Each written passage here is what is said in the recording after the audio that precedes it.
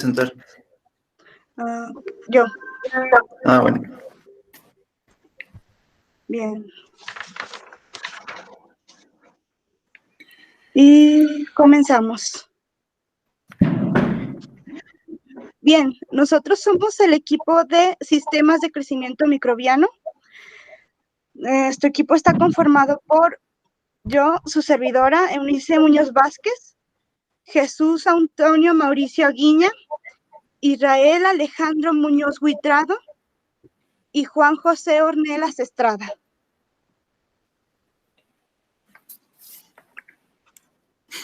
Bueno, como introducción, cuando hablamos de crecimiento microbiano, en realidad nos referimos al número de células y no al tamaño de las células. Los microbios que están en la etapa de crecimiento aumentan cantidad y se agrupan en colonias de cientos de miles de células o poblaciones de miles de millones de células. En cuanto al crecimiento microbiano, debemos recordar que es sinónimo de multiplicación y se refiere al incremento del número de células. El crecimiento de la mayoría de los microorganismos procariotas ocurre por fisión binaria, es decir, a partir de una célula se forman dos. Durante este ciclo celular de división, todos los componentes estructurales de la célula se duplican. El crecimiento microbiano se define, por tanto, como el incremento en un número de células microbianas de una población.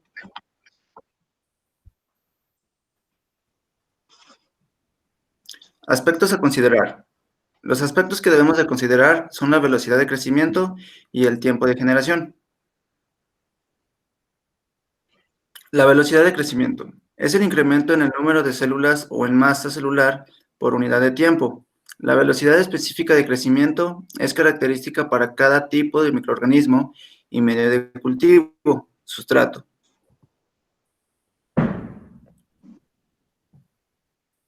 El tiempo de regeneración. En el tiempo de regeneración es el tiempo requerido para que a partir de una célula se formen dos células. Es decir, es el tiempo que tarda una población microbiana en duplicarse o en dividirse. Este tiempo varía considerablemente con los microorganismos y las condiciones ambientales, como las temperaturas. Para calcular el tiempo de generación de las bacterias, solo consideramos la producción por fisión binaria. La mayoría de las bacterias tienen un tiempo de generación de 1 a 3 horas. Otras requieren hasta aproximadamente 24 horas. Aquí podemos ver una curva de crecimiento de un cultivo microbiano, donde consta de 4 fases, que sería la latancia, la exponencial, la estacionaria y la muerte. Esto va en cuanto a, en el eje de las Y, la longitud de células viables contra, en el eje de las X, el tiempo.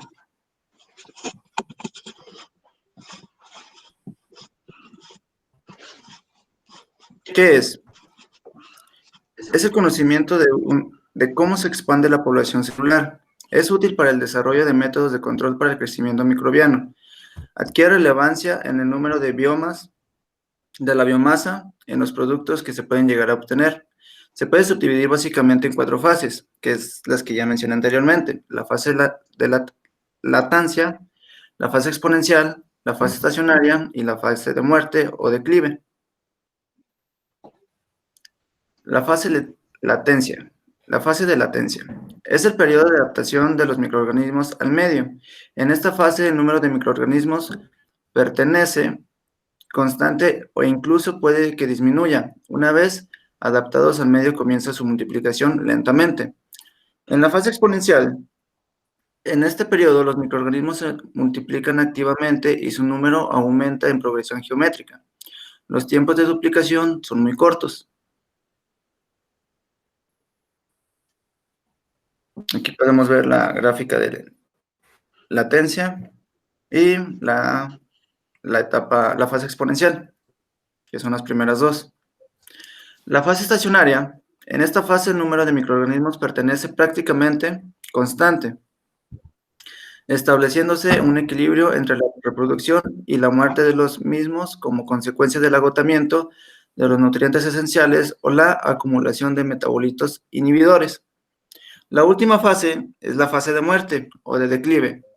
En esta fase, las condiciones prevalecientes no pueden sostener más crecimiento y el número de células que mueren superan a las que se forman. Y esas serían las dos últimas etapas, que sería la fase estacionaria y la fase de muerte, donde ya tenemos un declive en la gráfica.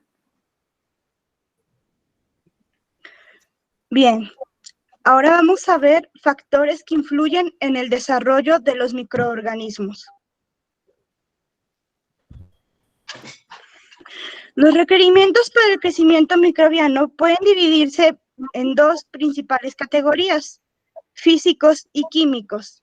Los físicos comprenden lo que sería la temperatura, la presión osmótica y el pH, mientras los requerimientos químicos son las fuentes de carbono, el nitrógeno, el azufre, fósforo, oligoelementos, oxígeno y crecimiento orgánico, y claro, también los nutrientes. Primero vamos a ver lo que son los nutrientes. Bien, los microorganismos necesitan una serie de nutrientes que se encuentran en alimentos ricos en hidratos de carbono. El crecimiento en estos dependerá del tipo, ya sea glucosa, lactosa, etc. Con altas concentraciones de azúcares, solo podrán crecer microorganismos osmófilos. Los alimentos ricos en proteínas crecerán microorganismos de la putrefacción, mientras que en alimentos ricos en grasa, en principio crecerán microorganismos lipolíticos, pero luego permitirán otro tipo. Aspectos físicos. Bien, aquí tenemos una tabla de pH que nos dice los distintos tipos de pH que tienen los alimentos. Como aquí dice, la mayoría de las bacterias suelen crecer a un pH cercano a la neutralidad, 6.5, 7.5, etc. Y muy pocas bacterias crecen en un pH ácido, usualmente debajo de 4. Esto explica por qué en alimentos como los picles y muchos quesos son preservados del deterioro por los ácidos producidos por la fermentación bacteriana.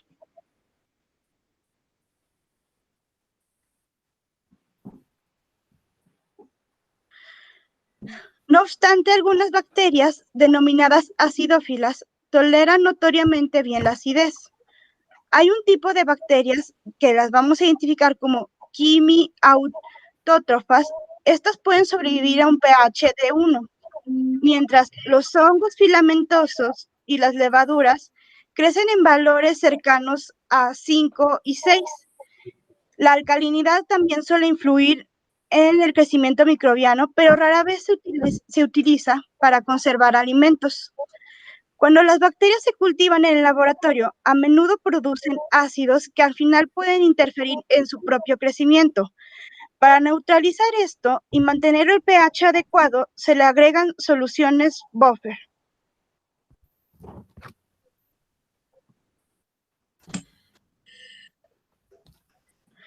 Bien, lo siguiente que vamos a tocar es la temperatura.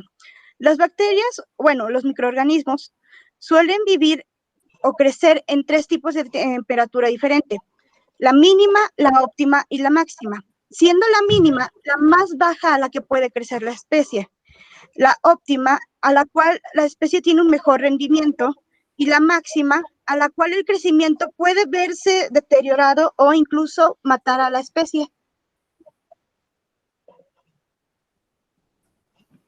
Los microorganismos se clasifican en 3 grupos principales sobre la base de su límite de temperatura: psicrófilos, que son los que tienen afinidad en el frío; mesófilos, los que tienen afinidad a temperatura moderada, como sería la nuestra; o termófilos, microorganismos con afinidad por el calor. Aquí pueden entrar microorganismos extremos, que pueden ser los que viven en volcanes o en fuentes de calor muy altas.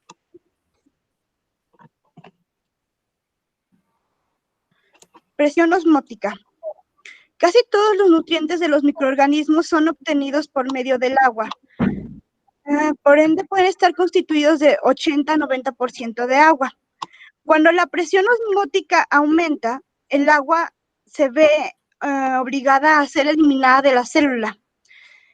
La importancia de este fenómeno radica en que el crecimiento de la célula se ve inhibido cuando la membrana plasmática se separa de la pared.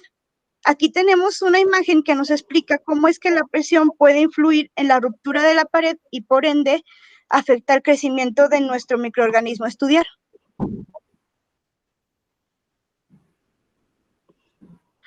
Algunos microorganismos denominados halófilos extremos se han adaptado bastante en concentraciones elevadas de sales. Pueden ser hasta un 30% de sal. Por ejemplo, los microorganismos que crecen en el mar muerto. Aquí tenemos una imagen de cómo se vería, de cómo es el mar muerto, hasta pueden ver bloques de sal, y a un lado cómo son los microorganismos en el mar muerto.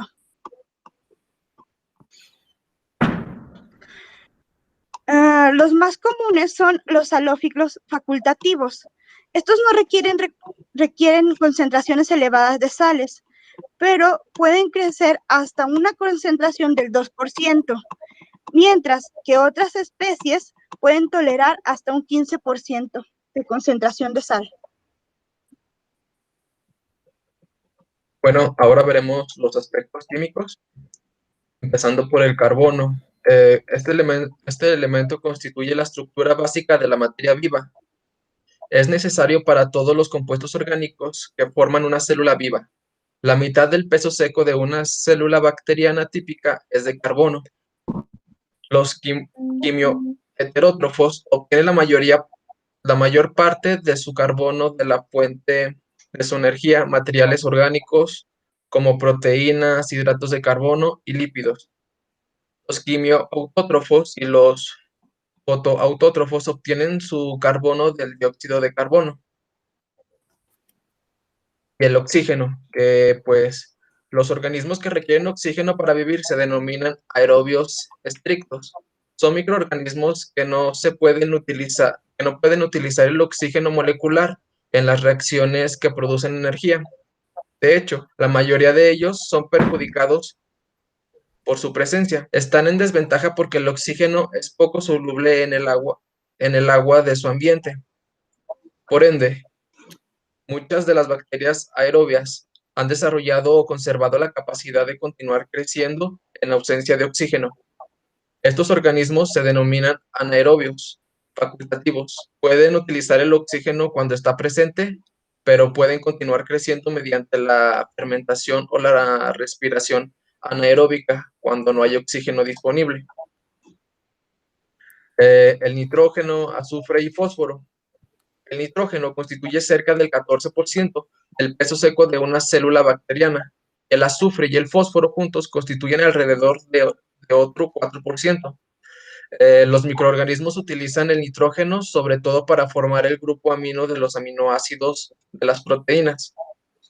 Muchas bacterias cubren este requerimiento mediante la descomposición de materia que contenga proteínas. Otras bacterias utilizan nitrógeno proveniente de los iones de amonio. Otras pueden obtener el nitrógeno a partir de los nitratos y algunas bacterias importantes utilizan el nitrógeno diatómico directamente de la atmósfera. Este proceso se denomina fijación del nitrógeno. Algunos organismos pueden utilizar este método viven libremente. Algunos viven en forma cooperativa en simbiosis con las raíces de legumbres. El nitrógeno fijado en la simbiosis es utilizado tanto por la planta como por las bacterias. El azufre se utiliza para sintetizar aminoácidos que contienen azufre y vitaminas como la tiamina y la biotina. El recuadro anterior se describe un ecosistema inusual basado en un aporte de sulfuro de hidrógeno que sería tóxico para la mayoría de los organismos. Entre las fuentes naturales importantes de azufre están el ion sulfato, el sulfuro de hidrógeno y los aminoácidos que contienen azufre. El fósforo es esencial para la síntesis de ácidos nucleicos y de los fosfolípidos de las membranas celulares. Entre otros lugares, también se lo encuentra en los enlaces de energía de ATP. Una fuente importante de fósforo es el ion fosfato. El potasio, el magnesio y el calcio también son elementos necesarios para los microorganismos, a menudo como cofactores para las enzimas y los oligoelementos. Los microbios requieren cantidades muy pequeñas de otros elementos minerales como hierro, cobre o molibdenio y zinc. Estos se denominan oligoelementos. Casi todos son esenciales para las funciones de ciertas enzimas, por lo general como cofactores, aunque en ocasiones estos elementos se agregan al medio de cultivo. En general, se supone que están presentes naturalmente en el agua de la canilla y otros componentes del medio. Incluso la mayoría de las aguas destiladas contienen cantidades adecuadas. Bueno, ahora hablaremos de las características óptimas para distintos tipos de microorganismos.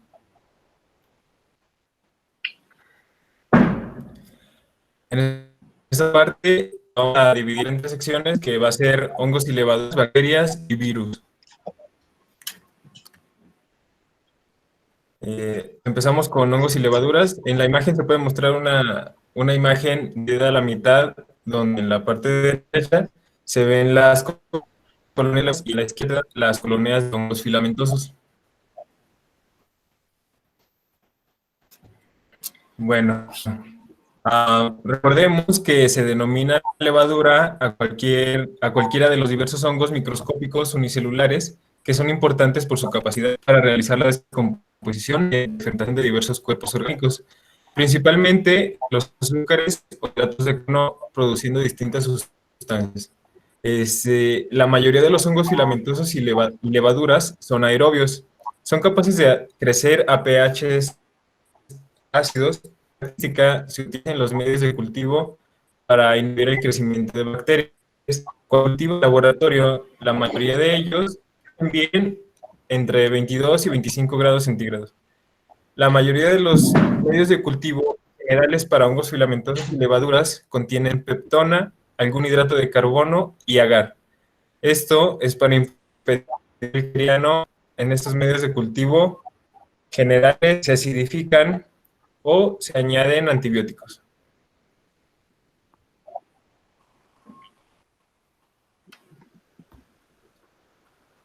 Ahora hablaremos de las bacterias. Bueno, las bacterias pues, son microorganismos procariotas que presentan un tamaño de pocos micrómetros y presentan diversas formas, incluyendo esferas, barras, filamentos curvados y helicoides. Son células procariotas y aquí podemos ver una imagen. Presentan fuente de carbono, fuente de nitrógeno, azufre, fósforo, cationes como el sodio, calcio, magnesio, etcétera. Algunas vitaminas, agua y tienen factores de crecimiento que pueden ser aminoácidos, proteínas y vitaminas.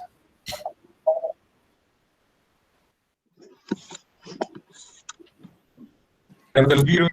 Un virus, pues, es un agente infeccioso microscópico que solo puede replicarse dentro de las células de otros organismos. Los virus, constituidos por genes que tienen ácidos nucleicos y forman moléculas largas de ADN o ARN rodeados por proteínas. Y los cultivos virales se realizan de diferente manera según cuál sea la afección. Y el virus, que su proveedor de atención médica cree que puede tener, que se deba dar una muestra de sangre, orina, otros corporales. Por lo general, su muestra se procesará en el laboratorio para mantener las células vivas y permitirles crecer. Después de cierto tiempo, se analizará el cultivo de esa muestra para ver si hay algún virus. Están los cultivos celulares. Hay primarios, líneas celulares continuas o estables. También están los huevos embrionarios aviares, y pues aquí tienen diferentes edades y vías de inoculación. Y los animales de laboratorio pueden ser como ratones, hámsters, monos, etcétera, que es lo más común. Y animales hospedadores naturales, como primates no humanos, bovinos, porcinos, ovinos, etcétera. Hablaremos de la conservación de cultivos. Ahora veremos los métodos de elección de conservación a largo plazo. Está la conservación por congelación. En esta parte se congelan las células en su suspensión en un líquido con un agente crioprotector y se guardan a temperaturas inferiores a 0 grados centígrados, con lo que el agua, la edad de las células, la mayoría de los casos, conviene usar células maduras del inicio de la fase estacionaria de la curva de crecimiento. De la fase que el compañero les mencionó en las diapositivas antes. La velocidad de la congelación y descongelación general es mejor que las variaciones de la temperatura sean rápidas. Para la congelación, como para la descongelación, temperatura de almacenamiento. Debe ser lo más baja posible. Lo mejor es guardar tubos cerrados o sellados que contengan las células microbianas sumergidas en nitrógeno líquido. Y agentes protectores a estas sustancias de daño que se puede producir en las células microbianas en el momento de la congelación.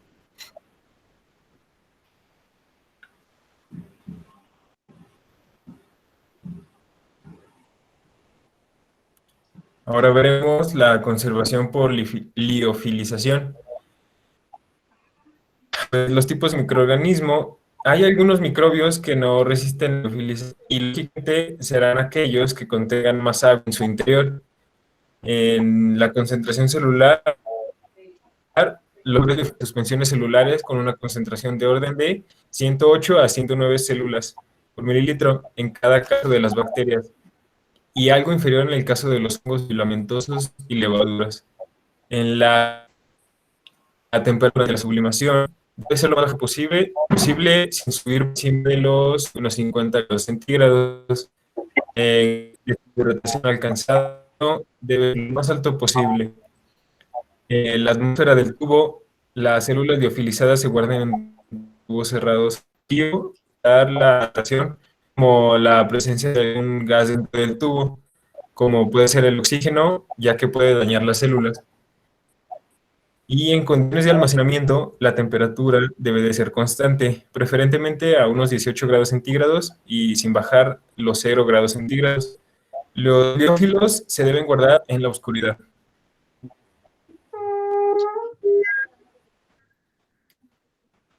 Tenemos también los métodos alternativos. Aquí está la conservación por transferencia de la capa microbiana se puede en forma de cultivo, el medio de cultivo crecido. Sin embargo, estas no deben permanecer indefinidamente en el mismo, porque al seguir activas, provocando el envejecimiento celular, por lo que es necesario transferirlas a otro tubo con medio de cultivo fresco. Y la conservación por suspensión destilada o en agua de mar estéril es un método alternativo muy utilizado y que da altos porcentajes de viabilidad en diversos microorganismos, tanto hongos filamentosos como para levaduras y otras bacterias. Consiste en suspender el agua estéril unas cuantas células de cultivo que se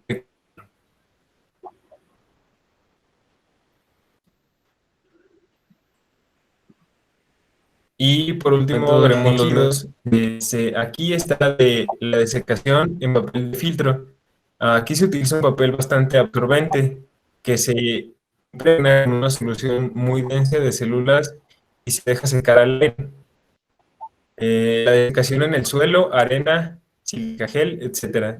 Aquí están las células de estos sustratos que las protegerán al desecar. La desecación en britas de alginato. Las células se encuentran en una matriz de alginato. La eliminación del agua se hace por un tratamiento con soluciones hipertónicas sucesivas y posterior desecación al aire hasta que se pierde un 70% de su contenido en agua. Esas bolitas de alginato se pueden conservar en tubos y a temperatura de 0 grados centígrados y 18 grados centígrados, incluso a menos 80 grados centígrados, debido al bajo contenido de agua en las células y protección que suministra el soporte de alginato, y la desinfección para las bacterias. Aquí para su conservación se las con sal y se dejan secar espontáneamente, debido a higroscopía de la sal, ese aspecto total, pero hace insuficiente el agua disponible.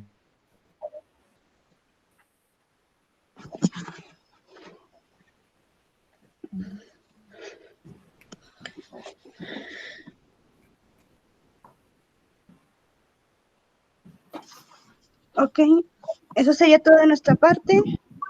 Y bueno, aquí paramos la grabación.